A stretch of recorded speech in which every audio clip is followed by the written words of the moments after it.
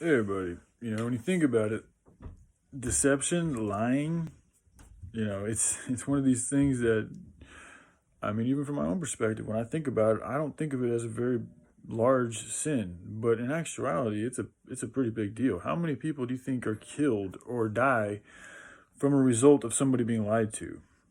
For instance, things that happened on 9/11.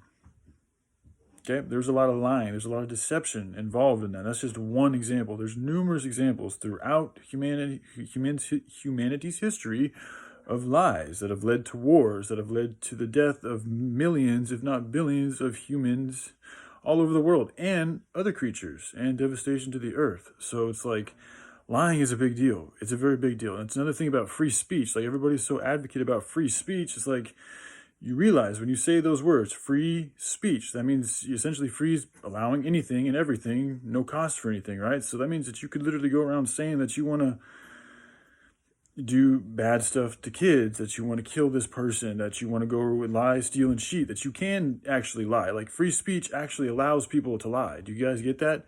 So then it's like, okay, we live in a land of free speech. Everybody's all about free speech. And then you have politicians who are actually doing what they're supposed to do, which is speak freely, even though it's lying, but they're still speaking freely.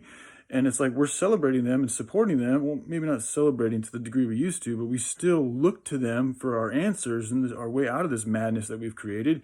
And yet the whole time they're still lying to us, and they're still not even coming up with good solutions to these problems when all the solutions are there for us. We're in the information age. All the information is there. It's just a matter of applying it and people actually choosing to do something about it and sacrifice what they need to sacrifice in order to get it done. Because we all have things we got to let go.